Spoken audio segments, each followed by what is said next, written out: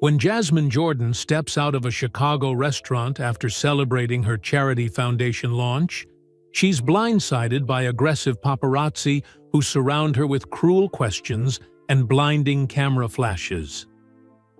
For the daughter of basketball legend Michael Jordan, these ambushes have been a lifelong burden, a painful price of her famous last name. But tonight is different. Instead of ducking her head and rushing to her waiting car, Jasmine feels something shift inside her. Years of living in her father's shadow, of weathering invasive questions and manufactured drama, have led to this breaking point. Drawing on the quiet strength and dignity her father taught her, Jasmine decides to stand her ground. What happens next will not only change her life, but spark a movement that challenges how celebrity families are treated by media. Revealing a conspiracy that goes deeper than anyone could have imagined. In a world that expects her to run from the cameras, Jasmine Jordan is about to show everyone exactly what it means to be her father's daughter. The rain fell in a light drizzle over Chicago's Magnificent Mile as Jasmine Jordan pushed through the heavy oak doors of Maple and Ash Steakhouse. The warm glow of the restaurant faded behind her as she stepped into the cool April evening. She pulled her cream-colored blazer tighter around her shoulders and glanced up at the darkening sky. The dinner celebrating the launch of her dream higher foundation had gone perfectly. For once, everything had fallen into place without drama. "Just need to make it to the car," Jasmine whispered to herself, spotting her driver Marcus waiting in the black SUV across the street. After 15 years of being Michael Jordan's daughter in the public eye, she had her routine down to a science. Quick steps, eyes forward. No stopping until safely behind tinted windows. Her phone buzzed with a text from her assistant Kira. "CNN wants a statement about the foundation launch. Call when you can." Jasmine smiled, tucking her phone away. The foundation meant everything. To her, a chance to help kids from Chicago's toughest neighborhoods find their path through sports and education, just like her father had always taught her. Not basketball specifically, but whatever spark lit them up inside. At 31, she had finally found her own purpose beyond the Jordan name. She was halfway across the sidewalk when the first camera flash exploded in her face. "Jasmine, over. Here!" Another flash, then another. Suddenly, they were everywhere. 6, maybe 7 photographers materialized from behind parked cars and nearby doorways. They moved with practiced coordination, cutting off her path to the street where Marcus was now stepping out of the SUV, concern visible on his face even from a distance. "How's your father feel about the divorce, Jasmine? Is it true you're selling your stake in the Jordan brand? Did your charity foundation come from Daddy's money?" The questions hit harder than the flashes. Jasmine froze, momentarily blinded and disoriented. This wasn't the usual paparazzi encounter. This felt planned, almost military in its precision. A heavy-set man with a scraggly beard shoved his camera so close she could smell coffee on his breath. "Word is, Michael's disappointed in how you handled the split. Care to comment?" Jasmine's chest tightened. Her divorce from Marcus Taylor had been finalized just 3 months ago. After 5 years of marriage, they had parted as friends. No drama, no public mess. She'd been careful to keep it that way, just as her father had taught all his children. Handle your business with dignity, away from prying eyes. "Your father showed up to support your brothers at their events last month," a woman called out, her voice cutting above the others. "But he skipped your foundation announcement? Trouble in the Jordan family?" That one stung. Her father had been in Europe on business, something she'd explained in the press release. He had called her that morning with encouragement and had donated $5 million to the foundation. But these vultures weren't interested in facts. A younger photographer, a woman with short dark hair, circled to her left. Sources say the charity is just for show, trying to rebuild your image. After the divorce scandal. What scandal? The divorce had been amicable. Jasmine blinked rapidly, trying to clear the spots from her vision as cameras continued flashing. Miss Jordan? Is it true you haven't spoken to your stepmother in months? Marcus was fighting through traffic now, trying to reach her, but was stuck waiting for cars to pass. Another reporter, tall and thin with slicked-back hair, pushed a microphone toward her. Jasmine, how does it feel living in your father's shadow? Will you ever match his legacy? That phrase, your father's shadow, hit something deep inside her. How many times had she heard it throughout her life? In school, when teachers discovered who she was. In college, when she tried to forge her own path in business. Even in her marriage, there had always been whispers that Marcus had married the name, not the woman. Her father's shadow. As if she existed only as an extension of Michael Jordan, the basketball legend. Rain began falling harder now, drops sliding down her face, mixing with the tears she refused to let fall. The circle of photographers tightened around her, sensing weakness, moving in for the kill like sharks scenting blood. Flash went off inches from her face, temporarily blinding her. She stumbled backward, nearly losing her balance on the wet pavement. Give us something good, Jasmine. Your dad always delivered for the cameras. The words echoed in her head. All her life, she'd watched her father handle pressure with incredible grace. On the court, in business meetings, with fans and press, Michael Jordan had a gift for staying cool when the heat was on. She remembered sitting courtside as a little girl, watching in awe as he sank that famous shot against the Utah Jazz. In the 1998 Finals, the one that secured his 6th championship, 80,000 people screaming, the weight of a dynasty on his shoulders, and he'd been ice-cold calm. What would Dad do? The thought flashed through her mind as another camera pushed close. She remembered a conversation from years ago, sitting on the deck of their family home in Highland Park. She'd been 16, upset about gossip at school. You can't control what they say, Jazzy, her father had told her, his deep voice steady and sure. But you can always control how you respond. That's your power. Remember who you are.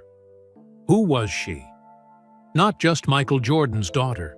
She was Jasmine Michael Jordan, Georgetown graduate, business executive, philanthropist, ex-wife, friend, and, now, founder of a foundation that would change lives. The rain soaked through her blazer as the paparazzi closed in tighter. They were nearly shouting now, desperate for her to crack, to give them something juicy to sell.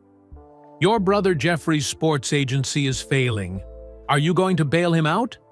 Is your dad pushing you to date athletes instead of regular guys? How much of Daddy's money are you really worth? Each question felt more invasive than the last.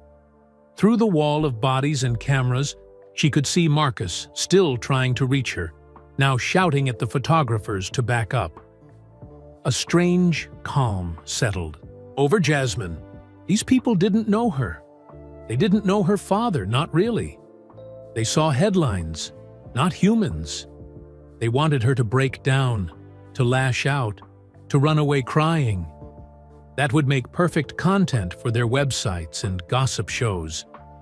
Your father's shadow. The phrase echoed again in her mind, but this time it felt different. Her father's shadow wasn't a darkness that diminished her. It was a legacy of grace under pressure, of dignity when others tried to take it away. The youngest photographer, the woman with short dark hair, lowered her camera slightly. For just a moment, their eyes met, And Jasmine saw something unexpected: uncertainty, maybe even shame. In that moment, Jasmine made a decision. She would not push past them. She would not cover her face or shout for them to leave her alone. She would not run to the car.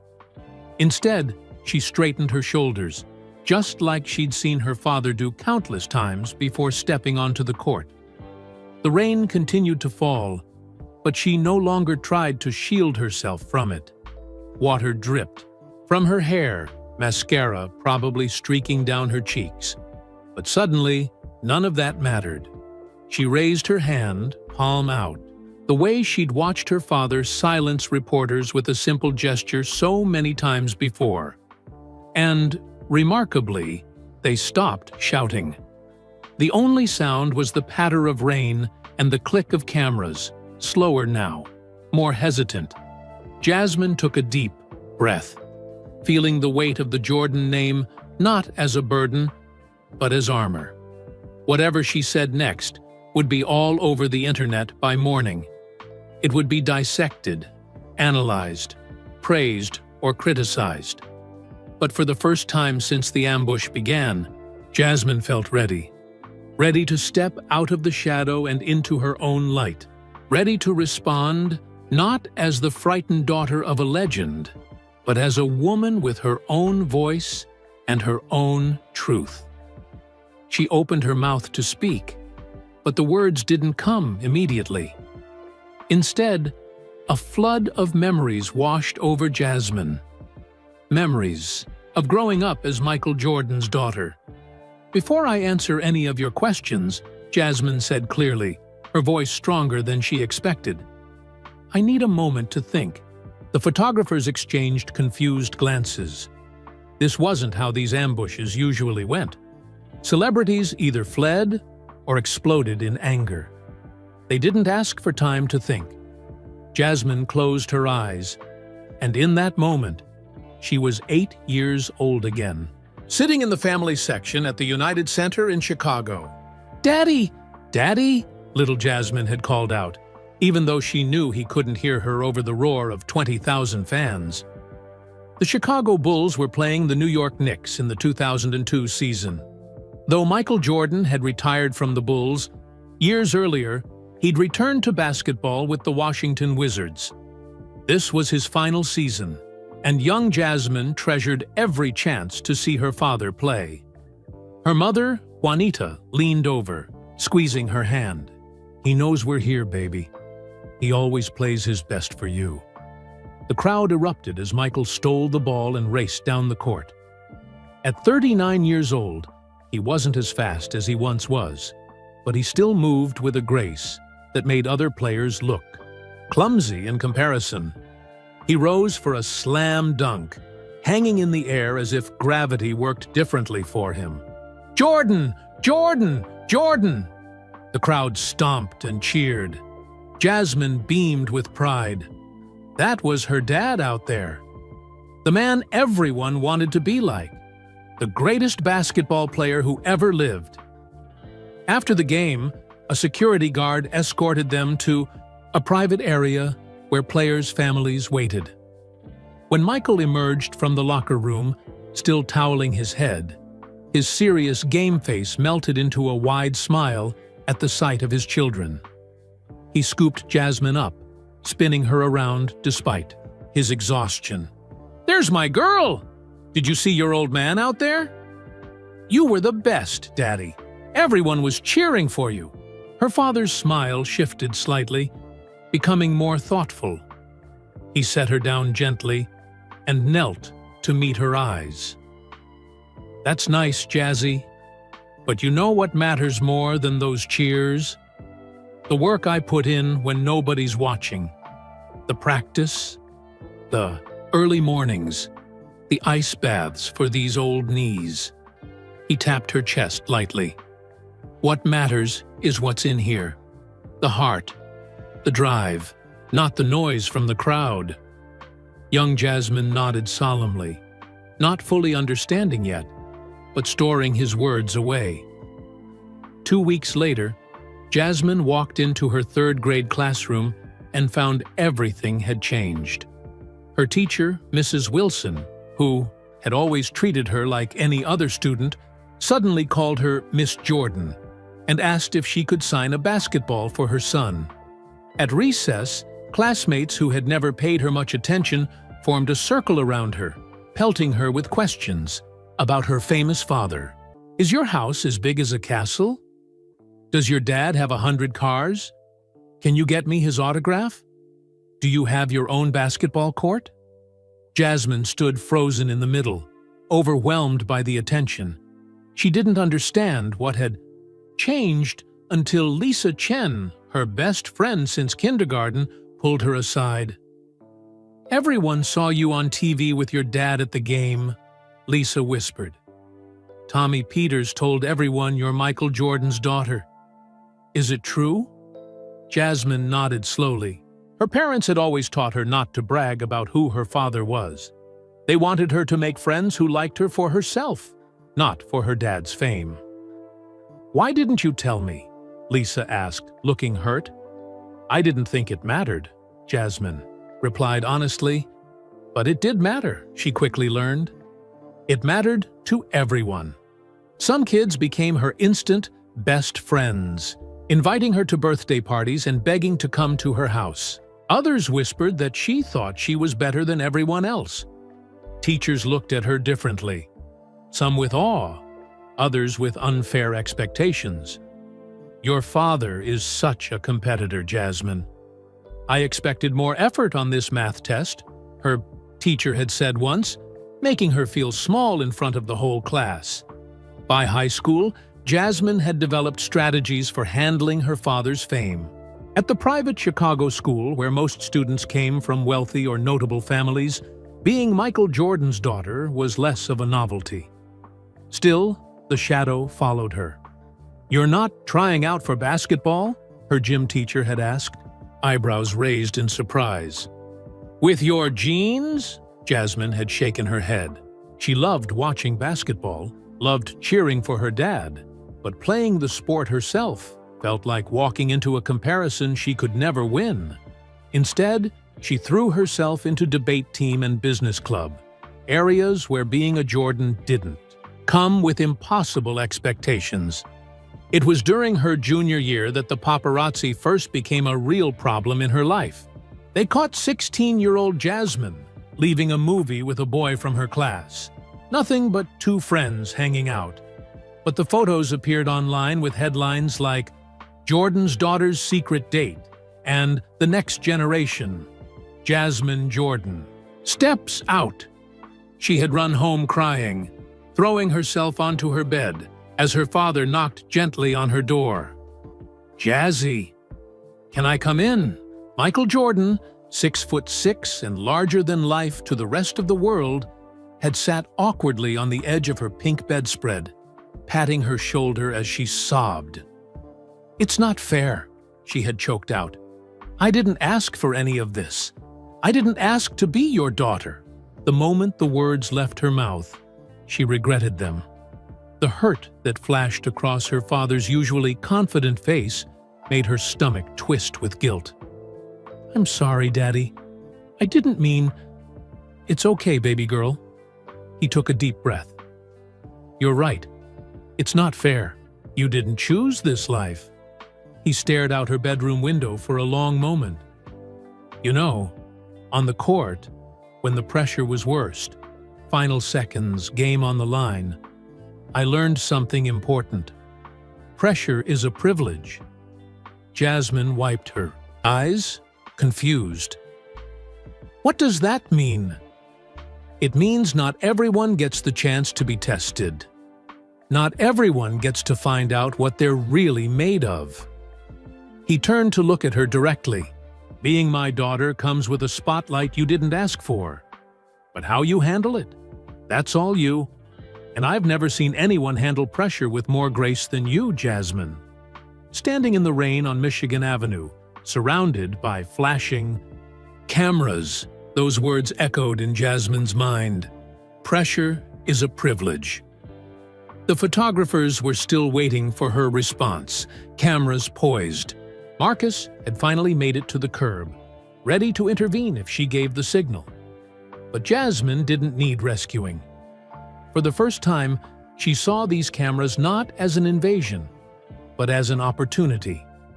An opportunity to step out of the shadow and speak her truth. She took a deep breath and began to speak. "I'd like to answer your questions," Jasmine said calmly. "But first, could you all please take a step back? Personal space is important, even in situations like this." The request, delivered without anger or fear, took the photographers by surprise. After a moment of hesitation, they awkwardly shuffled backward, creating a small circle of space around her. It wasn't much, but it was enough for Jasmine to feel like she could breathe again. "Thank you," she said. "Now, which one of you asked about my father being disappointed in me?" The heavy-set man with the scraggly beard lowered his camera slightly. He hadn't expected to be addressed directly. "You mentioned that my father is disappointed in how I handled my divorce," Jasmine continued. "I'm curious where you heard that information." The man shifted uncomfortably. "Sources close to the family," he mumbled. Jasmine nodded thoughtfully. "I see. And you—" She turned to the woman who had mentioned the foundation being just for show. "I'd like to know what makes you think my charity work isn't genuine." The younger photographer with short dark hair blinked rapidly. "It's just, there were rumors, with the timing of everything." "And what about my father skipping my foundation announcement?" Jasmine asked, turning to face each person who had thrown questions at her. "Did any of you read the press release explaining he was in Europe on business? Or check that he donated $5 million to help get it started?" The rain continued to fall, but no one seemed to notice anymore. The steady clicking of cameras had slowed. Some photographers glanced at each other uneasily. "Here's what I've noticed," Jasmine continued, her voice growing stronger. "None of you actually want real answers. You want reactions. You want me angry, or crying, or running away. You want drama to sell." She gestured toward the restaurant behind her. "I just spent the evening with community leaders talking about how to create more opportunities for kids in the South Side. Kids who need mentors and safe spaces. Kids who could be the next generation of doctors, teachers, or yes, maybe even basketball players. That's news worth covering. But instead, you ambush me with questions about family drama that doesn't even exist." The tall photographer with slicked back hair stepped forward. "Look, we're just doing our jobs." "I understand that," Jasmine cut in. "You have bills to pay. But so do the families my foundation is trying to help. The difference is, your job involves making my job harder." For a moment, no one spoke. The only sounds were the passing cars and the soft patter of rain. Marcus stood nearby, ready to intervene, but allowing Jasmine her moment. The photographer with the scraggly beard cleared his throat. "So there's no truth to the rumors about family tension?" Something inside Jasmine shifted. The question wasn't asked with the same aggressive tone as before. It almost sounded like genuine curiosity. But it still missed the point entirely. She thought about all the times she'd walked away from confrontation. All the times she'd hidden her face, ducked into cars, or given polite no comments. She thought about other celebrity children she knew who struggled with depression, addiction, or worse, because of the relentless pressure of growing up in the spotlight. And suddenly, she was tired of it all. Tired of the dance. Tired of the game. Tired of pretending this was normal or acceptable. "You know what?" Jasmine said, her voice slightly trembling, not with fear, but with emotion. "I've spent my entire life being polite about these invasions. I've tried to understand your side. I've accepted that public interest comes with my last name. But tonight, I've reached my breaking point." The young female photographer lowered her camera completely now, watching Jasmine with an expression that looked almost like guilt. "My father taught me to handle pressure with grace," Jasmine continued. "To keep private matters private. To let my actions speak louder than my words. I've tried to live by those lessons. But there's another lesson. He taught me that I haven't fully embraced until this moment." She stood taller, rain dripping from her hair, her blazer soaked through. "He taught me to stand up for myself, to set boundaries, to respect myself enough to demand respect from others." Jasmine pointed to a nearby coffee shop where customers pressed against the window, watching the scene unfold. Some had phones out, filming the confrontation. Right now, dozens of people are recording this. By tomorrow, it'll be all over social media. You came looking for a story, and you're going to get one. But it won't be about my divorce, or family drama, or living in my father's shadow. It's going to be about a problem that affects not just me, but every person who has ever found themselves the subject of unwanted attention. The tall photographer with slicked-back hair laughed nervously. "Come on, you're a Jordan. Privacy isn't exactly part of the package." His words hit Jasmine like a physical blow. Not because they hurt, but because they crystallized everything wrong with the situation. This man truly believed that, because of her last name, she deserved less dignity than any other person walking down Michigan Avenue. Something inside Jasmine snapped. Not in anger, though she felt plenty of that bubbling beneath the surface. Not in fear, though her heart still raced with adrenaline. What snapped was her willingness to play along, her acceptance of the unacceptable, her quiet suffering for peace's sake. "My last name doesn't make me public property," she said, her voice firm and clear. "Being Michael Jordan's daughter doesn't mean I signed away my right to basic human respect, and your need for content doesn't outweigh my need for dignity." She turned and looked directly at the female photographer with short, dark hair, whose camera now hung limply around her neck. Their eyes met, and something passed between them, a moment of real human connection in the midst of this dehumanizing circus. "You all have choices," Jasmine continued, addressing the entire group but maintaining eye contact with the young woman. "You choose which stories to chase, which moments to intrude upon, which questions to shout. I can't control those choices, but I can control how I respond. And today, I'm choosing to respond not by running away or lashing out, but by asking you to see me as a person first and a headline second." She took another deep breath, feeling a strange sense of calm despite the rain soaking through her clothes, and the cameras still pointing at her face. "Now, I'm going to walk to my car. Not because I'm fleeing from your questions, but because I have an early meeting tomorrow about scholarship programs for the foundation. If any of you genuinely want to cover that story, the real story, you're welcome to call my office and request press credentials for our next event." Jasmine turned toward where Marcus stood with the car door open. As she took her first step, the young female photographer called out, "Ms. Jordan?" Jasmine paused, turning back. The woman lowered her camera completely. "I'm sorry for all of this." For a moment, the night went quiet. Even the other photographers seemed stunned by the unexpected apology. "Thank you," Jasmine said softly. "That means more than you know." She walked to the car with her head high, feeling dozens of eyes on her back. The cameras still flashed, but less aggressively now. As she slid into the back seat, she caught a glimpse of the young photographer turning away from the group, her camera hanging unused at her side. The car door closed with a solid thunk, sealing Jasmine in quiet safety at last.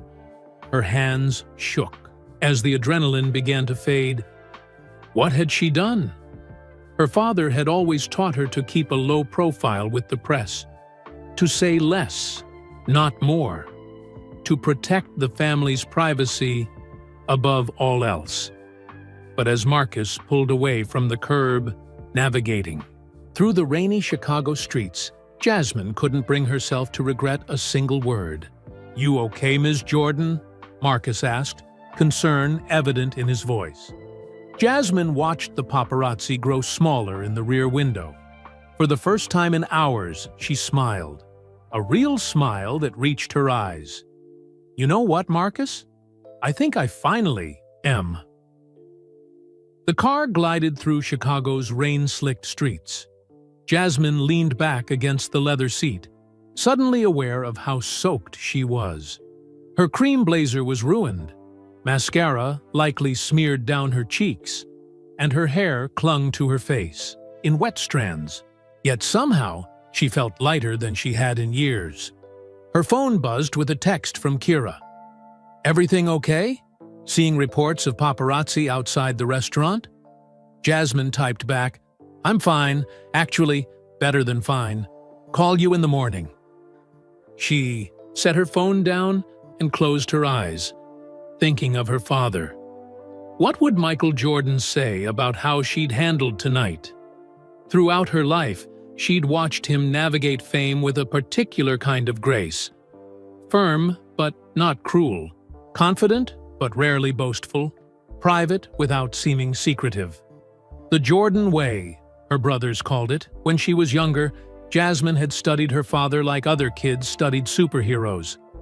Not just his famous basketball moves, but how he carried himself off the court, how he handled tough questions, how he maintained dignity even when people tried to take it from him.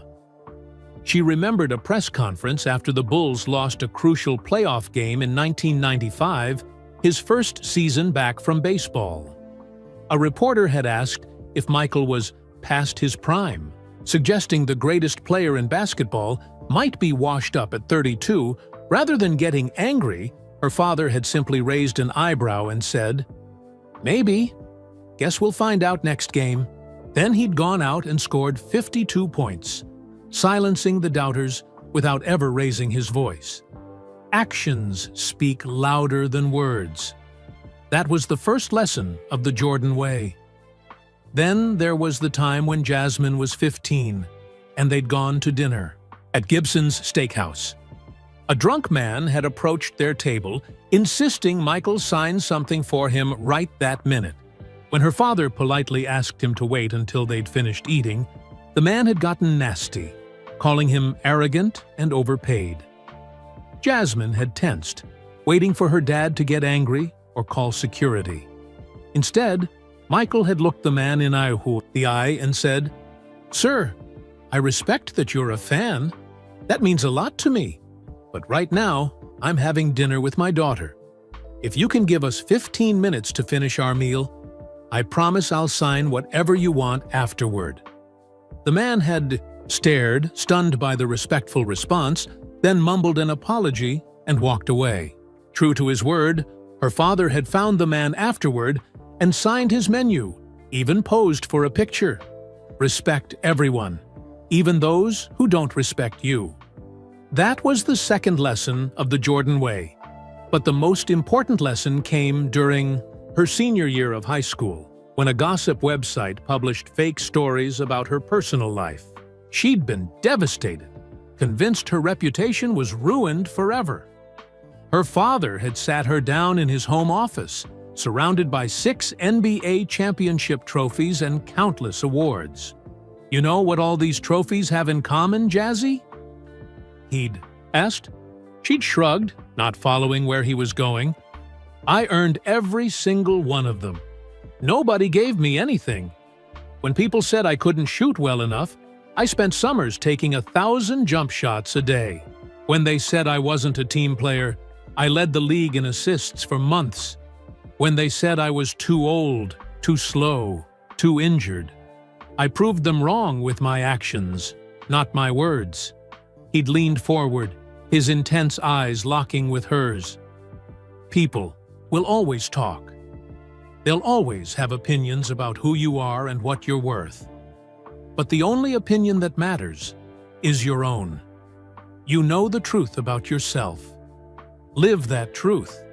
The rest is just noise. Control what you can control." That was the third and most important lesson of the Jordan Way. As the car turned onto the quiet street where Jasmine's lakefront condo stood, she opened her eyes. Had she lived up to those lessons tonight? Had she handled the situation the way her father would have? She hadn't lashed out in anger, despite the provocations. She'd spoken her truth with dignity. She'd set boundaries without being cruel, but she'd also done something her father rarely did. She'd made herself vulnerable. She'd acknowledged how the paparazzi's behavior affected her. Michael Jordan, the competitor, had always hidden his vulnerabilities, seeing them as weaknesses opponents could exploit. Jasmine wasn't on a basketball court, though. She wasn't facing opponents. Despite how it sometimes felt, the relationship between celebrities and media didn't have to be adversarial. "We're here, Ms. Jordan," Marcus said, pulling up to her building. "Thanks, Marcus. Sorry about the drama tonight." He smiled in the rearview mirror. "Are you kidding? That was impressive. Your dad would be proud." Jasmine wasn't so sure, but she appreciated the words nonetheless. She gathered her purse and stepped out into the night, the doorman rushing to meet her with an umbrella. Once inside her apartment, Jasmine peeled off her wet clothes and stepped into a hot shower. As the water washed away the physical remnants of the evening, her mind replayed every word she'd spoken. Had she said too much? Not enough? Would her response make things better? Or worse? There was no way to know yet. All she could do was wait and see how the world reacted tomorrow. After her shower, wrapped in a fluffy robe with her hair in a towel, Jasmine poured herself a glass of wine and walked to the floor-to-ceiling windows of her living room. Below, Chicago sparkled in the rain, the lights reflecting off wet streets and buildings. Her phone buzzed on the counter. With a sigh, she went to check it, expecting more messages from worried friends who'd somehow heard about the encounter. Instead, she found herself staring at a notification that made her heart skip. Dad was calling. She took a deep breath and answered. "Hey, Dad. Hey, Jazzy." Her father's deep voice was instantly calming, as it had been since childhood. "Heard you had quite a night." Jasmine closed her eyes. "News travels fast. Marcus called me," Michael explained. "Said I should be proud of my daughter. That you handled yourself like a champion out there." She sank onto her couch, suddenly exhausted. "I don't know about that. I couldn't take it anymore, Dad. All the intrusion, all the disrespect. I had to say something."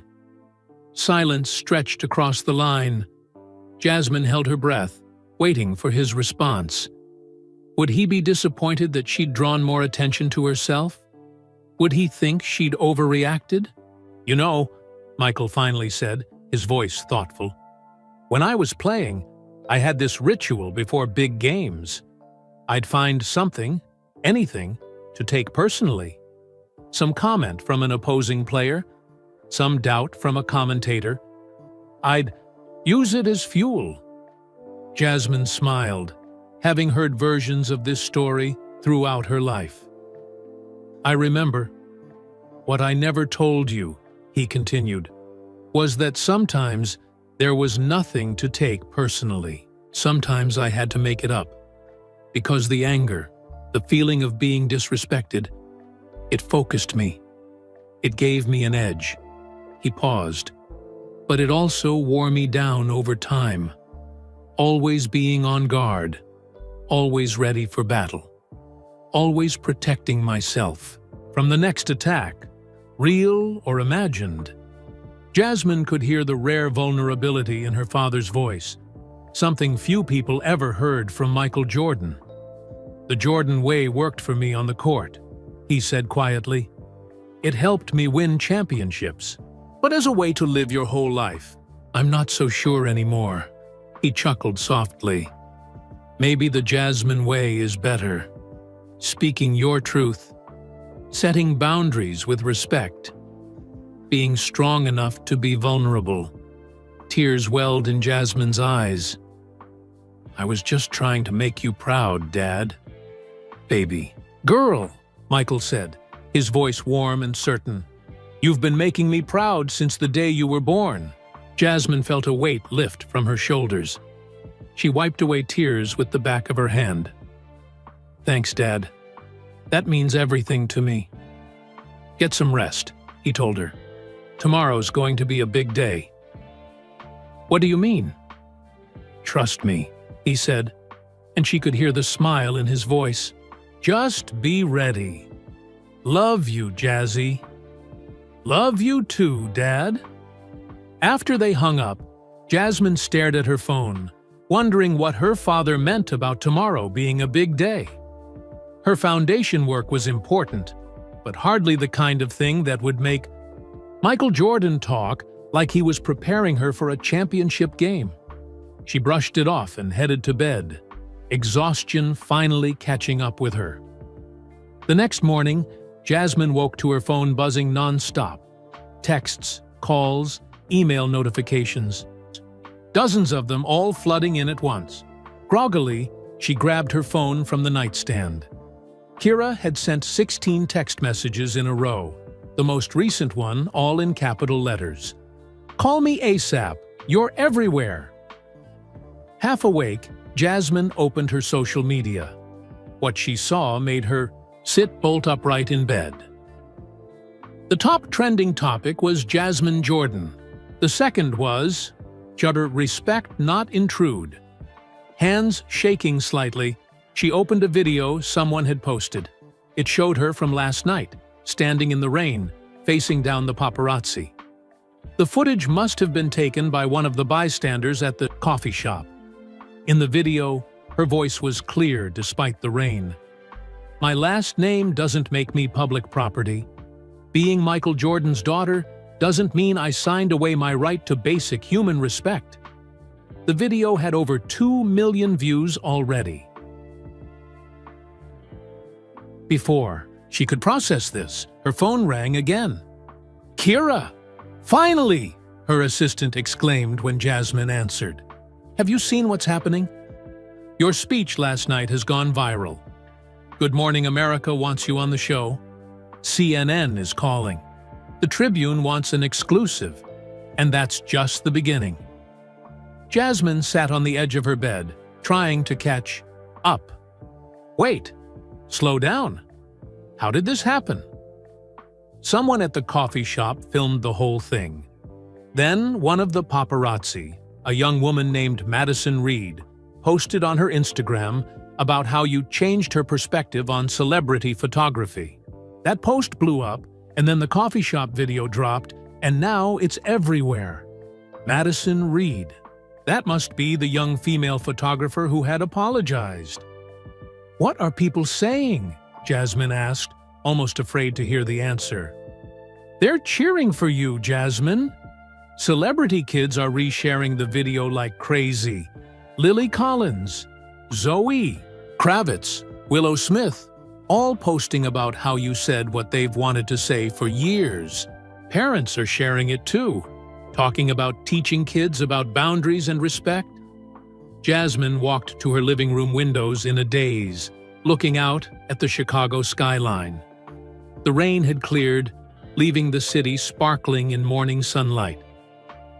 "It's not just celebrity stuff either," Kira continued excitedly. "People are connecting it to bigger conversations about privacy, consent, and media ethics. You've struck a nerve, Jasmine, in a good way." "What should I do?" Jasmine asked, feeling overwhelmed by the sudden attention, the very thing she'd always tried to avoid. "That's up to you," Kira said, her voice softening. You can ride this wave if you want to. Use the platform to boost your foundation's message. Or you can stay quiet and let it pass. Either way, I'm here to help. Jasmine thought about what her father had said last night, about the Jasmine way being different from the Jordan way, about speaking her truth. Send me the Good Morning America contact, she decided. But tell them I want to talk about the foundation too, not just what happened last night. You got it, boss. After hanging up, Jasmine scrolled through more messages. Friends, family, even old classmates were reaching out with support. But one message caught her eye, from an unknown number. Ms. Jordan, this is Madison Reed, the photographer. From last night, I want to apologize properly and explain some things. If you're willing to talk, please call me. No cameras, no recording, just conversation. Jasmine stared at the message for a long moment. Her instinct was to ignore it. She'd said what she needed to say last night, but something about the sincerity in the young woman's apology had felt genuine. Before she could decide whether to respond, her doorman called up. Ms. Jordan, there are several photographers gathering outside the building. Should I send them away? Jasmine sighed. Of course, the paparazzi had found her home. Whatever impact her words had made last night, it hadn't been enough to stop the intrusion completely. Actually, she said, making a sudden decision, please tell them I'll be down in 15 minutes to make a statement. Just one statement, then they need to leave. Yes, Ms. Jordan. Jasmine showered quickly and dressed in a simple but elegant blue pantsuit. Professional but approachable. As she applied minimal makeup, she thought about what she wanted to say. This wasn't about condemning the media entirely. It was about finding a better way forward. When she stepped out of the elevator into her building's lobby, her doorman looked concerned. There are at least 20 of them out there now, Ms. Jordan. Are you sure about this? Jasmine nodded. I'm sure, Tony. But thank you for looking out for me. She squared her shoulders and pushed through the revolving door into the morning. Sunlight. Camera flashes immediately began popping, but this time she was prepared. This time, she was the one who had called the meeting. Jasmine raised her hand just as she had the night before, and remarkably, the crowd fell silent. Good morning, she said clearly. I have a brief statement, and then I ask that you please respect the privacy of my neighbors by dispersing. This is a residential building, and they didn't sign up for this attention. She took a deep breath and continued. Last night, I spoke from the heart about the need for boundaries and mutual respect between public figures and the media. I stand by those words, but I want to clarify something important. This isn't about vilifying journalists or photographers. It's about finding a more humane way for all of us to coexist. A few cameras clicked, but most of the photographers simply listened, watching her with a new kind of attention. My father, Michael Jordan, taught me that actions speak louder than words. So, starting today, my foundation will be launching a new initiative focused on ethical journalism and media literacy education for young people. We want to help create a generation that understands both the power and the responsibility of the camera and the written word. She smiled slightly, thinking of her father's advice over the years. I'm not asking for special treatment because of my last name. I'm simply asking for the same basic courtesy you'd show any person you pass on the street. And in return, I promise to be more accessible through proper channels, press conferences, scheduled interviews, and foundation events. A reporter near the front called out, "Does your father support your stance on this?" Jasmine's smile widened. You'd have to ask him, but I believe in the values he taught me: dignity, respect, and standing up for what's right. Those aren't just basketball lessons, they're life lessons. Another voice from the back. What would you say to other celebrity children dealing with invasive media attention? Jasmine hadn't prepared for questions, but this one felt important to answer.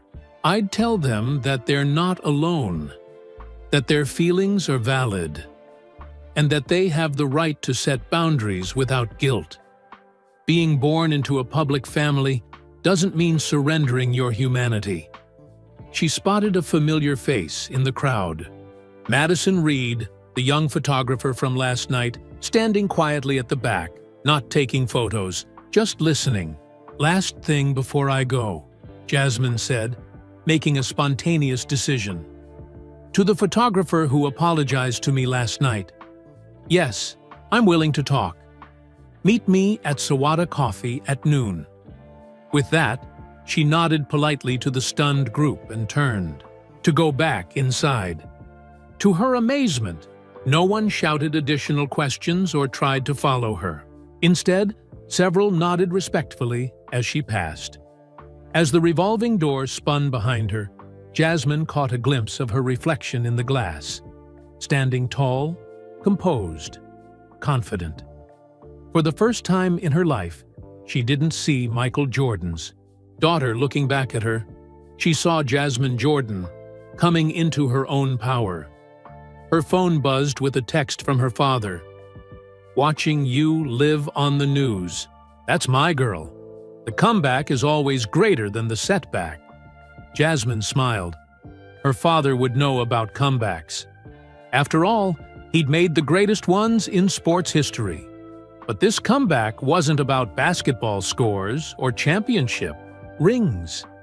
It was about reclaiming her voice, her dignity, and maybe even changing the conversation around celebrity culture in some small way. As she rode the elevator back to her apartment, Jasmine felt both exhausted and energized. The journey was just beginning, but for the first time she was writing her own story rather than living in someone else's. By 11:30, Jasmine was heading back downstairs. The paparazzi had dispersed as requested, though a few lingered down the block. She nodded to them but continued past, walking the 3 blocks to Sawada Coffee in River North. The small Japanese-inspired coffee shop was one of her favorite places in Chicago, cozy enough to feel private, but public enough that no one could accuse her of hiding. She chose a corner table with a clear view of the door and ordered a matcha latte while she waited. At exactly noon, Madison Reed walked in. In daylight, without her camera raised, she looked even younger than Jasmine had thought, maybe 25 at most. She wore simple jeans and a gray sweater, her short dark hair tucked behind her ears. She scanned the room nervously until she spotted Jasmine, then approached with hesitant steps. "Ms. Jordan? Thank you for meeting me. I didn't think you'd actually call." "Jasmine, please," she said, gesturing to the empty chair across from her. "And thank you for coming." Madison sat down, hands fidgeting with the strap of her small backpack. "I owe you an apology. A real one, not just a mumbled sorry in the rain." "I appreciate that," Jasmine said, studying the young woman's face. "But I'm curious, why did you lower your camera last night, before I even spoke?" Madison looked down at her hands. "Because I saw your face when we surrounded you. For a second, when the flashes were going off, you looked scared.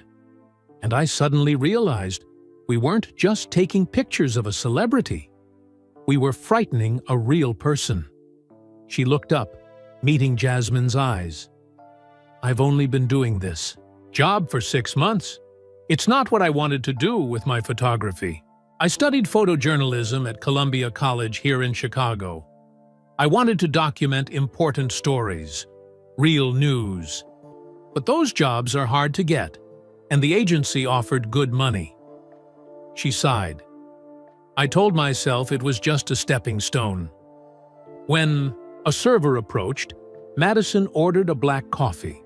Once they were alone again, Jasmine asked the question that had been bothering her since last night. "How did you all know I would be at that restaurant? It wasn't a publicized event." Madison shifted uncomfortably. Someone tipped off the agency. We get alerts on the dispatch app, celebrity locations, suggested angles, even what questions might get the best reactions. She pulled out her phone and showed Jasmine a screen of alerts. See? It's all organized to maximize drama. They actually tell us which buttons to push. Jasmine stared at the app in disbelief. There, in cold digital type, were detailed instructions on how to ambush celebrities for the most profitable shots. One alert for a young actress suggested asking about her recent weight gain. Another recommended mentioning a musician's estranged father. "This is horrible," Jasmine whispered. "I know." Madison agreed, putting the phone away. "After last night, I realized I can't do this anymore. I deleted the app this morning, but..." She hesitated. "I wanted to show you first, because there's something else." She opened her backpack and pulled out a small notebook. "I've been keeping track of patterns. Certain celebrities get targeted way more aggressively than others, and the targeting seems to come from specific sources." She flipped through pages of handwritten notes. "Your ambush last night. The tip came from someone with the username Airtime23. Jasmine froze. Airtime. The nickname for her father's legendary hang time on dunks. And 23? His famous jersey number? Someone's using my dad's basketball references to target me? Madison nodded grimly. And not just you. I've tracked tips on other athletes' families too. All with usernames that seem to mock or reference their parents' careers. Jasmine felt a chill run through her. This wasn't random harassment. Someone was deliberately orchestrating these ambushes, specifically targeting children of sports legends. "I don't know who's behind it," Madison continued, "but I wanted you to know it's not just overeager photographers. Someone's pulling strings." Their coffees arrived, and they sat in silence for a moment, each processing what this meant. "Your post last night," Jasmine finally said, "about changing your perspective. Was that real, or part of this game?" Madison looked genuinely offended. "That was real. 100%. Your words hit me hard, Jasmine. You reminded me why I wanted to be a photographer in the first place. To tell truth, not exploit pain." She took a sip of her coffee. "My mom raised me alone after my dad left. She worked 3 jobs so I could go to a good school. When I got my scholarship to Columbia, she cried because she was so proud. She didn't raise me to harass people for a living." Something in Madison's story resonated with Jasmine. Different circumstances entirely, but the same desire to make a parent proud. "What will you do now?" Jasmine asked. Madison shrugged. "Look for a real photography job, I guess. It won't pay as well, but I'll sleep better." Jasmine studied the young woman, an idea forming. "What if you documented my foundation's work? We're launching this media literacy initiative, and we could use someone to capture the real story. No staging, no drama, just truth." Madison's eyes widened. "You'd trust me? After last night?" "Sometimes our worst moments lead to our best opportunities," Jasmine said, thinking of her father's famous comebacks. "Besides, you had the courage to lower your camera first. That counts for something." Their conversation was interrupted as Jasmine's phone lit up with a news alert. She glanced down and nearly dropped her coffee. "What is it?" Madison asked, alarmed by Jasmine's expression. Wordlessly, Jasmine turned her phone to show Madison the screen. There was a statement from her father, Michael Jordan, his first public comment on the situation. "I've won 6 championships and faced countless opponents, but watching my daughter Jasmine stand up with such grace and dignity last night might be what I'm most proud of. She started an important conversation, and I stand with her completely. The Jordan family has always valued privacy, but we value respect even more. It's time for change. Below his statement was an announcement. Michael Jordan would be joining his daughter at her foundation's upcoming press conference. Jasmine felt tears well in her eyes. Her father was publicly supporting her stance, something he rarely did with any controversy. Madison smiled softly. "Looks like I'm not the only one you've inspired to take a stand."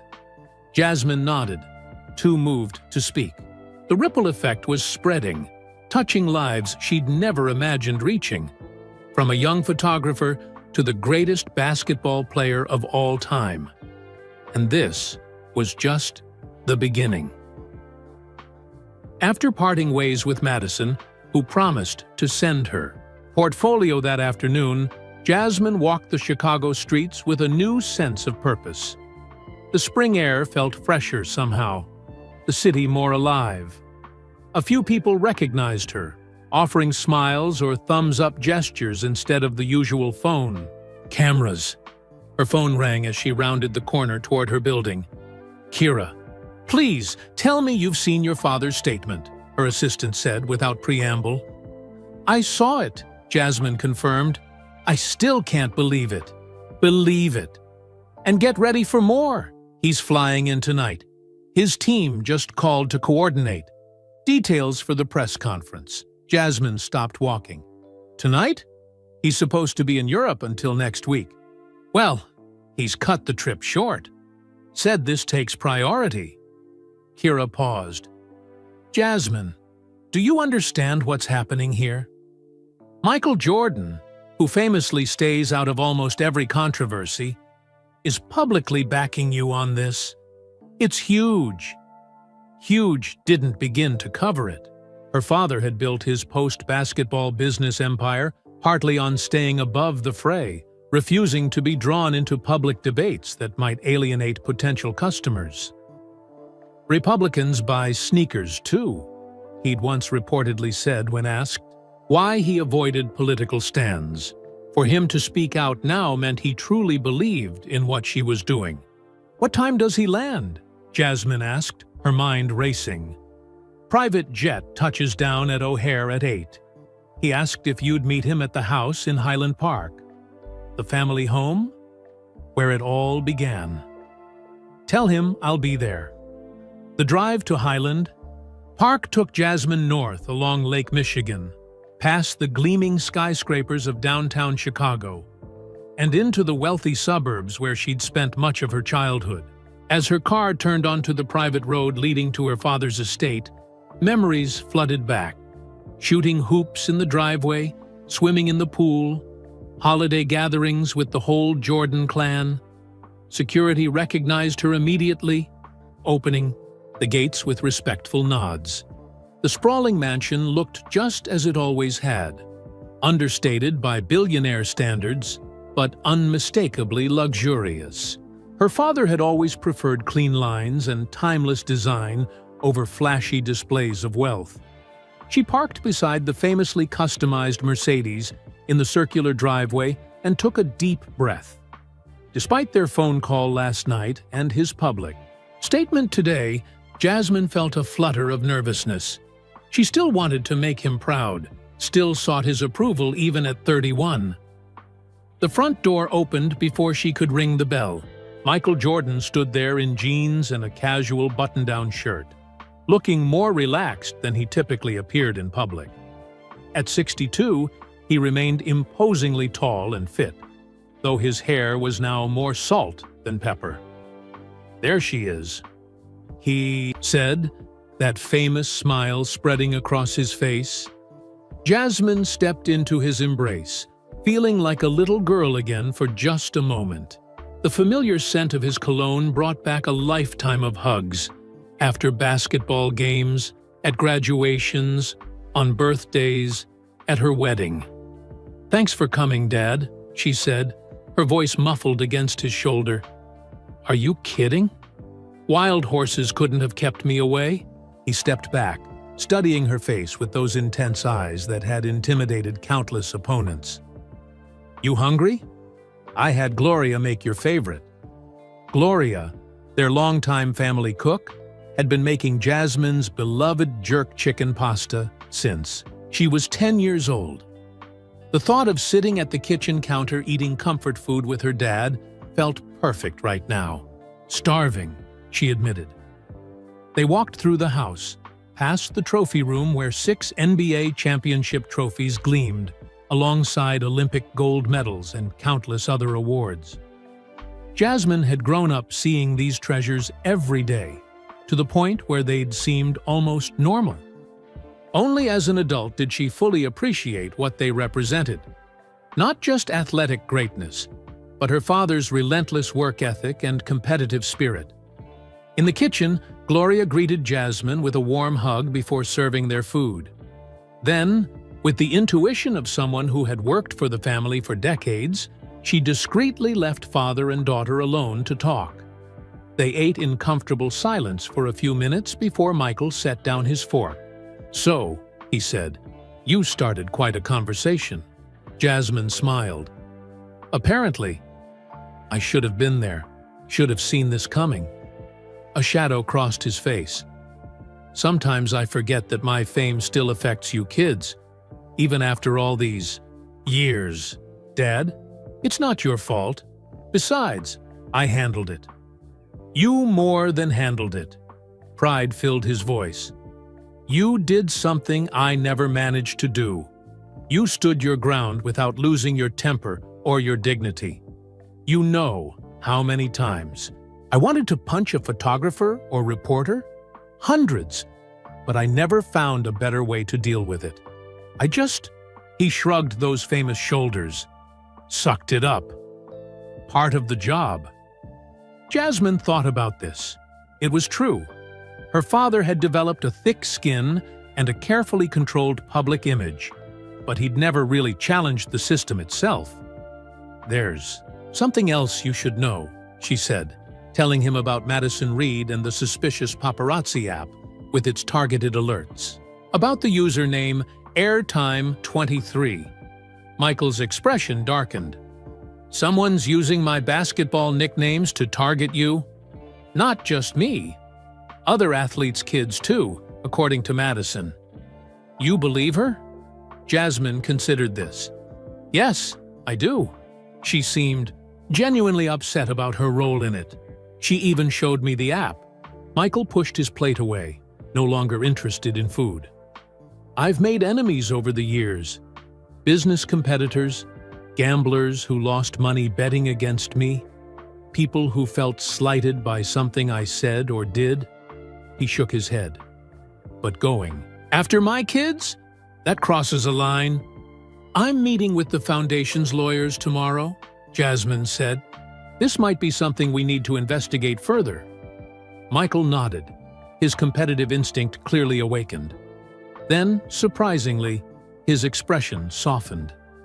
"Look at you," he said quietly, "handling this like a pro." "I had a good teacher," Jasmine replied. "Maybe." He smiled. "But this is all you, Jazzy. Your mother and I gave you tools, but you've built something of your own with them." They talked for another hour, finishing their meal and moving to the comfortable den with its wall of family photos. Not the staged publicity shots, but real moments, birthday parties, vacations, holidays. The private life of the Jordans that few outside their circle ever saw. Michael pointed to a photo of Jasmine at age 5, wearing oversized basketball shoes. "Remember these? You insisted on wearing my shoes to kindergarten." Jasmine laughed.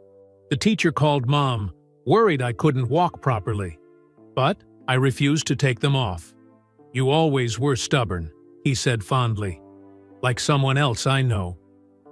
As the evening grew late, they found themselves sitting in comfortable silence, watching the moonlight shine on the lake visible through the windows. Jasmine realized how rare these quiet moments were. Just father and daughter. No agenda. No schedule. "Dad?" she said finally. "Why did you really come back early from Europe?" Your statement could have been made from anywhere." Michael looked at her for a long moment before answering. "Because some things matter more than business. Some things can't be handled from a distance." He reached over and squeezed her hand. "And because I wanted to be here for whatever comes next. We Jordans face challenges together." Jasmine felt tears prick her eyes. "I love you, Dad." "Love you too, Jazzy. Always have. Always will." In that moment, they weren't a basketball legend and his daughter. They were simply family, facing the world together as they always had. But now, with a new level of understanding and respect between them. Tomorrow would bring press conferences and legal meetings, public statements, and media scrutiny. But tonight was theirs alone. A rare gift in lives defined by the constant presence of others. The next morning arrived with the buzz of Jasmine's alarm at 6. She'd stayed overnight in her old bedroom, surrounded by the basketball trophies and debate team medals of her youth. After a quick shower, she headed downstairs to find her father already awake, dressed in workout clothes and drinking a protein shake. "Morning, Jazzy," he said. "Sleep okay?" "Like a rock," she admitted. "Something about this house always helps me rest." They shared a quick breakfast before Jasmine's phone buzzed with a text from Kira, reminding her about the foundation. Meeting at 9. As she was gathering her things to leave, Michael handed her a small box. "What's this?" she asked. "Open it." Inside was a silver bracelet with a single charm, a tiny basketball hoop. "I gave this to your mother the night before my first NBA championship," Michael said. "Told her it was for luck. She wore it to every important game after that." He smiled, a hint of sadness in his eyes. Though her parents had divorced years ago, they remained on good terms. She sent it over this. "Morning for you. Said you might need some luck today." Jasmine fastened it around her wrist, deeply touched. "Thank you. I'll call Mom later." "Car's waiting out front," Michael said. "I've got some calls to make, but I'll meet you at the foundation office at 11. The drive back to the city gave Jasmine time to collect her thoughts and check her emails. Madison Reed had sent her portfolio as promised. Impressive work showing protests, community events, and everyday Chicago life. The young photographer had real talent for capturing authentic moments. Another email made her pause. A message from the Tribune requesting an interview about growing concerns over privacy and media ethics. The ripple effect continued to spread. When she arrived at the Dream Hire Foundation's downtown office, the energy was palpable. Staff members moved with newfound purpose, answering constantly ringing phones and updating social media. Kira met her at the door. "We've received over 50 calls from celebrities and their children wanting to support the Media Literacy Initiative." Willow Smith's team reached out. So did Zoe Kravitz. Even Suri Cruise. Jasmine shook her head in amazement. "This is bigger than I realized." "It gets better," Kira continued, walking her toward the conference room. 3 major universities want to partner on developing the curriculum, and we've received over $300,000 in donations since yesterday. The foundation's legal team was waiting in the conference room, along with Madison Reed, who stood nervously when Jasmine entered. "Thank you for coming," Jasmine said to the young photographer, gesturing for her to sit. Madison nodded. "I brought something else I thought you should see." She opened her laptop and turned it toward the lawyers. "These are screenshots of all the targeted alerts I could find in the Paparazzi app. I highlighted the ones using sports references as usernames." The lead attorney, a sharp-eyed woman named Diana Chen, scrolled through the images. "This is disturbing. Ms. Reed, the pattern is clear. These aren't random. Whoever is behind this is specifically targeting athletes' families. Can we trace who's sending the alerts?" Jasmine asked. Diana frowned. It won't be easy. These apps use anonymizing features to protect their sources. But with Ms. Reed's cooperation and these screenshots as evidence, we have a starting point. Madison leaned forward. I'll help however I can. This isn't what journalism should be. Their discussion was interrupted by Jasmine's phone. Unknown number. Excuse me, she said, stepping out of the room to answer. Hello? Is this Jasmine Jordan? A man's voice, unfamiliar. Yes, who's calling? My name is Tyler Williams. I'm a software developer who used to work for Celebrity Dispatch, the company that makes the Paparazzi app your photographer friend. Showed you? Jasmine froze. How do you know about that? I saw her Instagram post. Reading between the lines, I figured she must have shown you the app. He paused. Look, I left the company 6 months ago because I couldn't stomach what they were doing. But I know who's behind the targeted alerts. Jasmine's heart raced. I'm listening. Not over the phone, Tyler said. Can we meet? I have documents, evidence of who's paying for those alerts targeting athletes' kids. Jasmine thought quickly. This could be legitimate, or it could be another setup. How do I know this isn't a trap? Fair question, he admitted. Check my LinkedIn profile. I did work there as lead developer from 2022 to 2024, and I'm willing to meet anywhere you choose, with whatever security you want present. Give me your number. I'll call you back in 30 minutes. After hanging up, Jasmine returned to the Eye-to-Toe conference room and explained the call. Diana immediately ran a background check on Tyler Williams, while Madison confirmed his profile matched employees listed on the company website.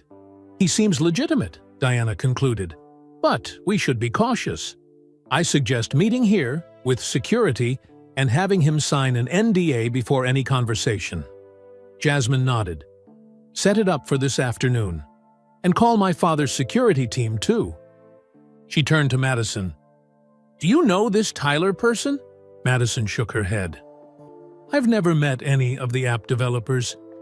But if he has inside information... Her eyes lit up with the instinct of a true journalist. This could be huge. An hour later, Michael Jordan arrived as promised, bringing with him an unexpected guest, Jasmine's older brother, Jeffrey. The brothers had followed different paths, Jeffrey into sports management, Jasmine into philanthropy, but had always supported each other's endeavors. Heard my little sister's shaking things up, Jeffrey said, hugging her tightly. Dad filled me in. I'm with you 100%. Jasmine briefed them on Tyler Williams and the meeting scheduled for that afternoon.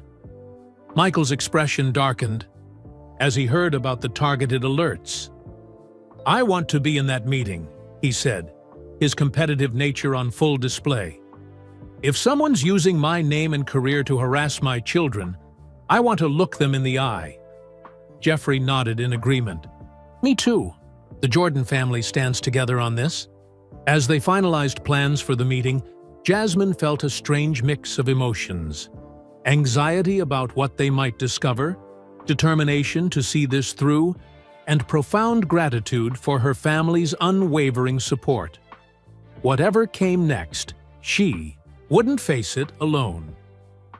Tyler Williams arrived at precisely 3 o'clock, escorted by security to the Foundation's conference room. He was younger than Jasmine had expected, early 30s, with wire-rimmed glasses and a nervous energy as he clutched his laptop bag. The room felt crowded with presence. Michael and Jeffrey Jordan, Diana Chen, Madison Reed, and Kira, all watching carefully as Tyler took his seat. After signing the NDA Diana had prepared, Tyler opened his laptop. First, I want to say, I admire what you're doing, Ms. Jordan, he began. It's long overdue. Thank you, Jasmine replied. But I'm more interested in what you know about these targeted alerts. Tyler nodded. I helped build the Celebrity Dispatch app 3 years ago. It started as a legitimate tool for photojournalists to share public event information. But about 18 months ago, things changed. He pulled up a series of emails and spreadsheets. The company was bought by a private investor who pushed for more aggressive features. That's when the targeted alert system was created, sending photographers to ambush celebrities in private moments rather than public events. Diana leaned forward. And who was this investor? A company called Rival Air Holdings. Tyler turned his screen so they could see the documentation. Owned by a man named Victor Keller. Michael Jordan's expression changed instantly. Jeffrey let out a low whistle. You know this person? Jasmine asked her father. Michael's jaw tightened. Victor Keller tried to launch a competing athletic shoe brand in the early 2000s. Claimed his technology was superior to Nike's Air Jordan line. Called it Rival Air, direct shot at me. When his company failed, he blamed me personally for using my influence to crush him. He lost millions, Jeffrey added. There were lawsuits, accusations. None of it stuck because it wasn't true. Dad didn't do anything to sabotage him. His products just weren't good enough. Tyler nodded. That tracks with what I found. After Keller took over the app, he created special user accounts for submitting anonymous tips. The sports-related usernames, Airtime23, Slam45, Legend32, they all trace back to IP addresses owned by Rival Air Holdings. He showed them a document with highlighted sections. Keller's been using the app to target not just the Jordans, but children of other athletes who endorsed competitor brands to his failed shoe line. LeBron James Jr., Natalia Bryant, Sharif O'Neal, they've all been targeted with orchestrated ambushes designed to catch them in unflattering moments. Madison shook her head in disgust. That's why those ambushes always felt so coordinated. We were being manipulated. Exactly, Tyler confirmed. The goal wasn't just photos. It was to create embarrassing incidents, to catch these athletes' kids responding poorly on camera, to tarnish family legacies. Jasmine felt a chill run through her. She thought of all the times she'd been surrounded by cameras. Questions shouted about her father, her personal life. It hadn't been random harassment. It had been a calculated campaign by someone with a grudge against her family. Diana was already taking notes. This is actionable. Harassment, invasion of privacy, potentially even stalking charges. We need to take this to the authorities. I'll testify if needed, Tyler offered. I left when I realized what was happening, but I should have spoken up sooner. Michael had been uncharacteristically quiet, his legendary intensity focused on the documents before them. Now, he looked at his daughter. You were right to take a stand, Jazzy. This goes beyond normal paparazzi behavior. Jasmine considered their next steps. Legal action would be necessary, but something else was equally important. We need to change the narrative, she said firmly. Not just fight back, but move forward. Show what responsible media coverage looks like. She turned to Madison. Are you still interested in documenting our foundation's work? Madison nodded eagerly. Absolutely. Good, because tomorrow we're going to Southside Community Center. Real stories, real kids, real impact. Jasmine looked at her father and brother. Would you both come? Show what the Jordan family is actually about? Michael smiled. That famous, competitive smile that had struck fear into opponents for decades. Try and stop me. The next day dawned bright and clear. Perfect Chicago spring weather. As their small convoy pulled up to the community center on the south side, Jasmine was struck by how different this felt from the usual media events she'd attended. No red carpet, no designer outfits, no practiced poses. just the Jordan family. Madison with her camera, and a building full of kids who needed mentors and opportunities. Inside, the center's director, Ms. Williams, greeted them warmly. "The children are so excited to meet you all. We've been running your foundation's basketball program for 6 months now, and it's changed lives here." The gymnasium was filled with kids ages 8 to 18, their eyes wide as Michael Jordan walked in. But to Jasmine's surprise, many of them recognized her too. "You're the lady who stood up to those mean photographers," one young girl said, looking at Jasmine with admiration. "My mom showed me the video. She said you were brave." Jasmine knelt to the girl's level. "What's your name?" "Kiara. I'm 9. "Well, Kiara, sometimes being brave just means speaking up when something doesn't feel right. Have you ever had to do that?" The girl nodded solemnly. "At school, when some kids were being mean to my friend." "Then you're brave too," Jasmine told her. For the next 3 hours, they immersed themselves in the community center's programs. Michael ran basketball drills, Jeffrey helped with the business skills workshop, and Jasmine sat in on the media literacy class her foundation had recently launched. Madison moved through it all, her camera capturing genuine moments. Michael, laughing with teenagers as he demonstrated his famous fadeaway jumper. Jeffrey helping a young boy create a business plan for a neighborhood car wash. Jasmine discussing how to identify reliable news sources with middle schoolers. These were the images that should define the Jordan legacy, Jasmine thought. Not ambush photos or manufactured drama, but real connection and impact. As they prepared to leave, Madison showed Jasmine some of the photos on her camera display. They were beautiful, honest, emotional, powerful.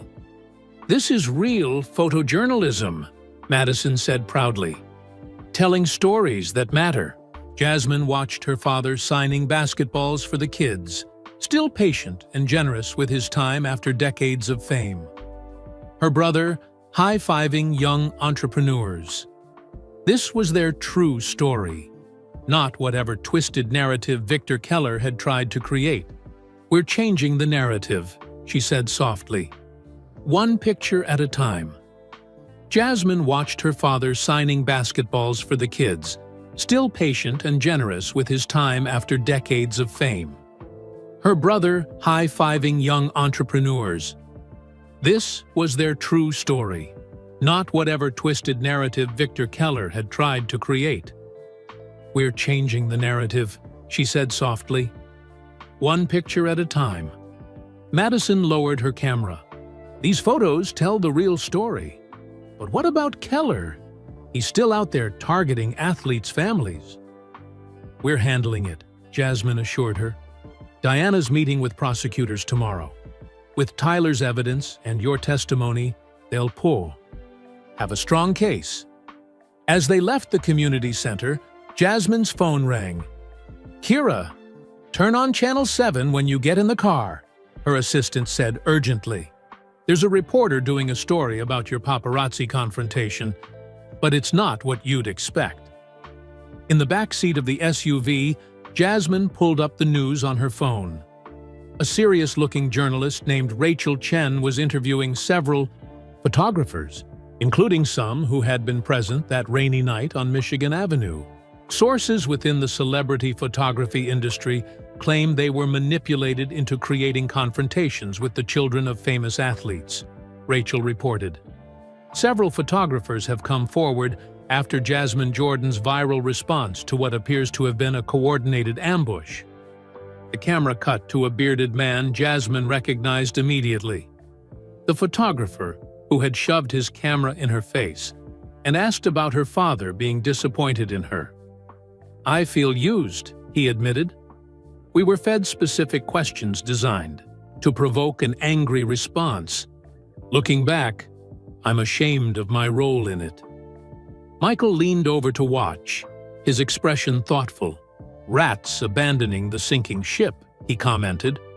"Or people seeing the light." Jasmine countered. Either way, the truth is coming out. Back at the foundation office, they found an unexpected visitor waiting. A thin, elegant woman in her 60s with keen eyes and an air of quiet authority. Eleanor Woodward, she introduced herself, extending her hand to Jasmine. Washington Post. I've been covering media ethics for 30 years. Jasmine knew the name. Eleanor Woodward was a legend in journalism, known for her principled reporting and unwavering integrity. I'd like to interview you for a feature story, Eleanor continued. Not about the paparazzi incident itself. Plenty of others are covering that angle. I'm interested in your foundation's media literacy initiative and this new approach to celebrity coverage you're advocating for. After checking her credentials, Jasmine agreed to the interview. Eleanor's questions were thoughtful and probing, focusing not on gossip or drama, but on substance.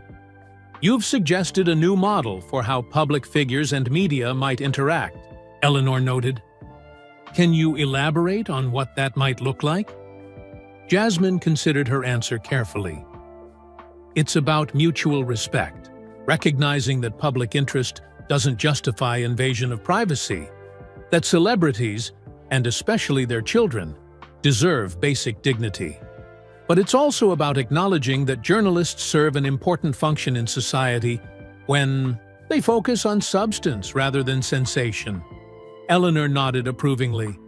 And your foundation's media literacy program? We're teaching young people to be critical consumers of media, to question what they see, to understand the business models that drive content creation, to recognize manipulation when they encounter it. The interview continued for over an hour, covering everything from the technical aspects of the Foundation's programs to the philosophical questions about privacy in the digital age. When Eleanor finally closed her notebook, she smiled warmly. No, Ms. Jordan, when I started in journalism 40 years ago, we had different standards. Facts mattered more than clicks.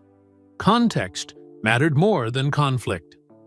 She glanced at Michael, who had been silently observing.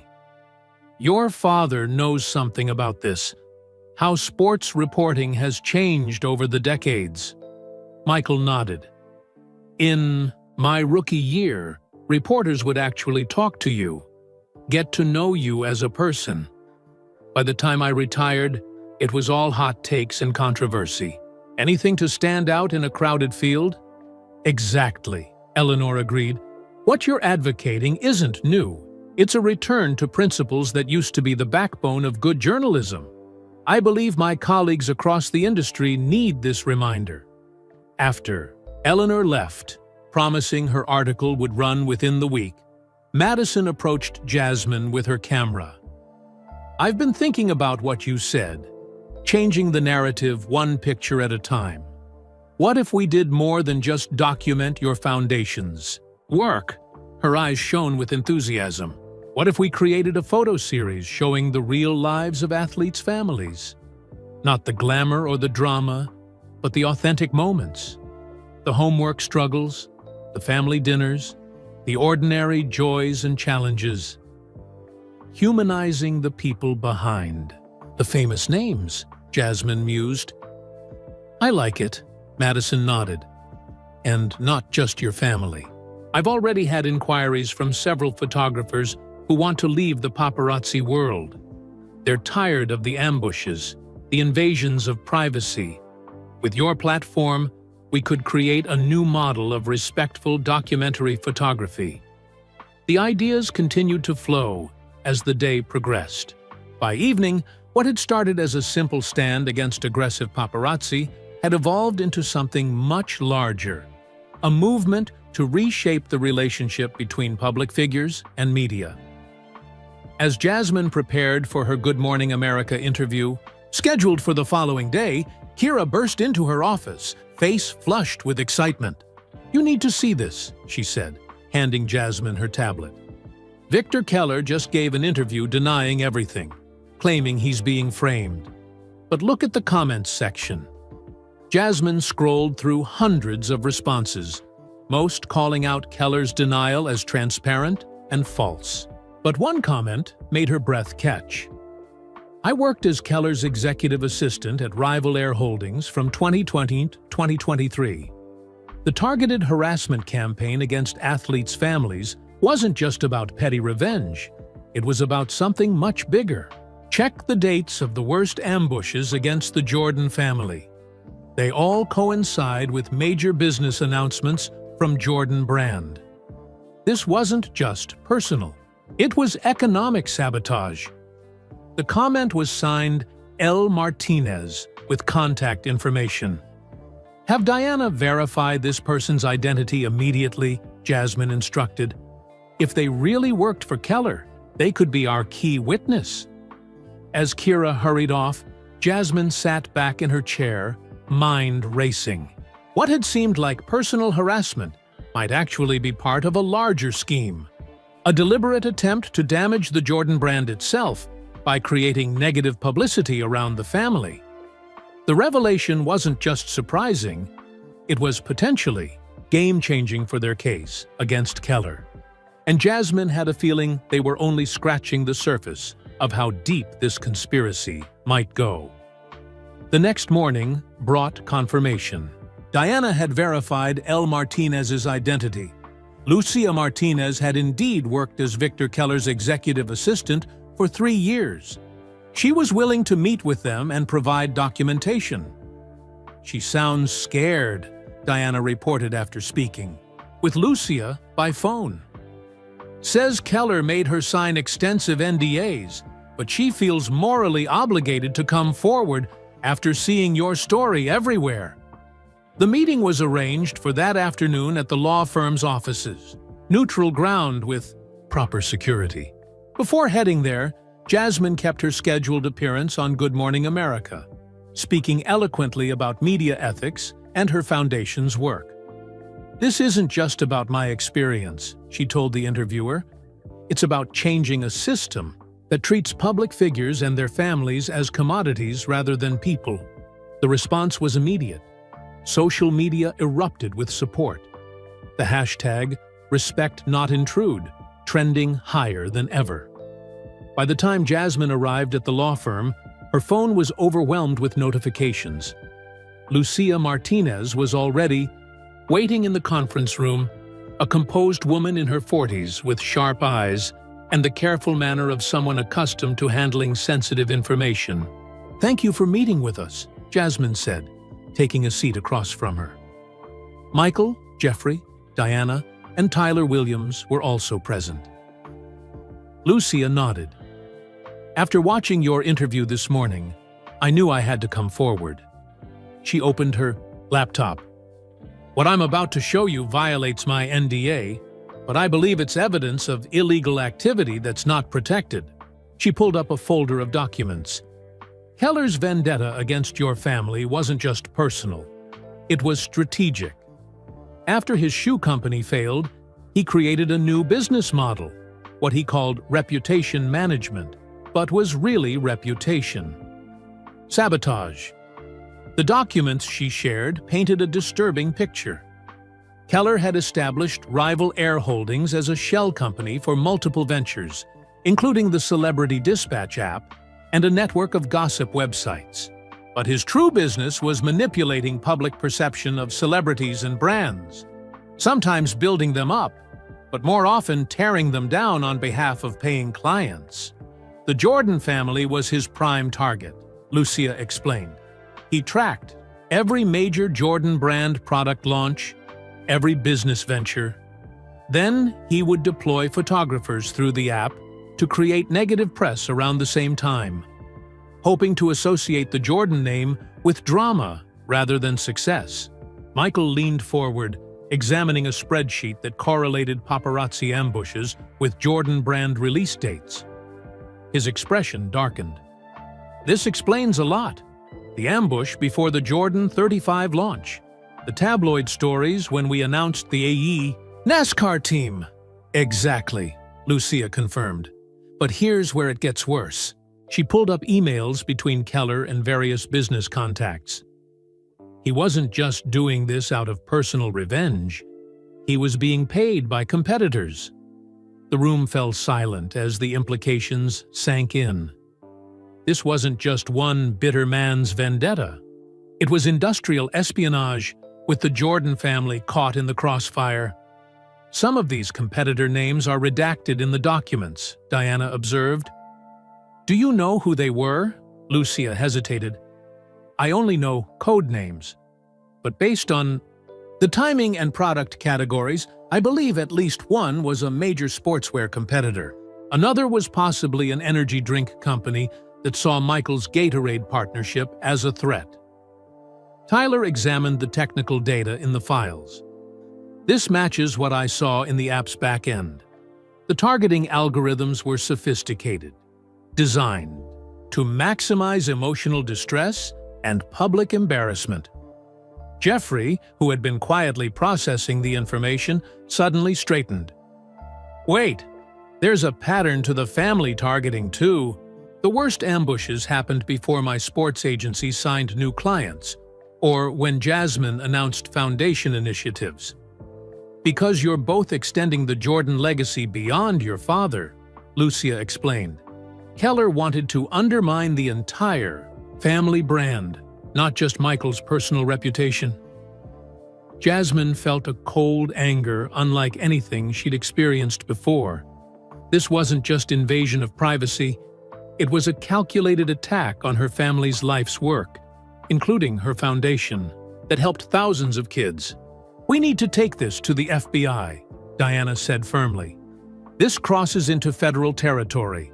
Interstate commerce, possible wire fraud, conspiracy. Michael nodded. Make the call. As Diana stepped out to contact federal authorities, Jasmine turned to Lucia. Thank you for your courage. Coming forward couldn't have been easy. It wasn't, Lucia admitted. But watching you stand up to those photographers, it reminded me that sometimes doing the right thing requires being brave. She closed her laptop. I have more files secured in multiple locations. If anything happens to me, my attorney has instructions to release everything. We'll make sure you're protected, Michael assured her.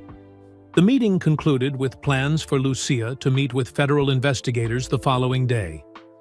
As the group dispersed, Jasmine found herself standing beside her father in the law firm's lobby.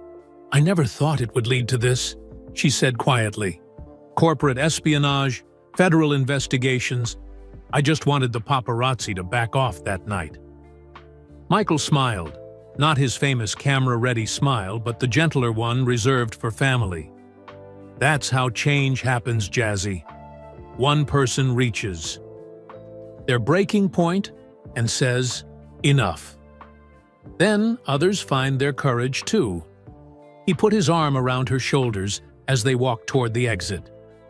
Tomorrow's press conference is more important than ever now. Not just about paparazzi ethics, about exposing the whole system. Jasmine nodded, feeling the weight of responsibility. Do you think he'll be there, Keller? I hope so, Michael said, that competitive gleam returning to his eyes. I've been waiting 20 years to face him directly. As they stepped outside, several photographers waited on the sidewalk. But this time, they maintained a respectful distance, calling out polite questions rather than provocations. One of them, a veteran photojournalist Jasmine recognized from legitimate media events, approached with his camera pointed at the ground in a gesture of respect. Ms. Jordan, we've started a professional organization for ethical celebrity photography, he said. Many of us wanted you to know we support what you're doing. We're implementing a code of conduct that respects boundaries. Jasmine thanked him, amazed at how quickly the ripples of change were spreading. What had begun as one woman standing up for herself in the rain had become a movement for accountability and respect that was reaching farther than she could have imagined. The final piece of the puzzle was falling into place. Tomorrow's press conference would bring everything to light. the harassment, the business conspiracy, the call for systemic change. And Jasmine would be ready. The Dream Hire Foundation's downtown headquarters buzzed with activity the next morning. Staff set up chairs in the large conference room, tested microphones, and arranged lighting for the cameras. This wasn't just any press conference. It was a watershed moment that would change the conversation around celebrity privacy and media ethics. Jasmine stood by the window, looking out at the Chicago skyline. In just 3 days, her life had transformed from a private philanthropist occasionally caught in her father's spotlight to a public advocate leading a movement. She fingered the silver basketball charm bracelet her mother had sent, drawing strength from its connection to family history. "Nervous?" Madison asked, approaching with her camera slung around her neck. "A little," Jasmine admitted, "but mostly determined." Madison showed her some photos on her camera's display.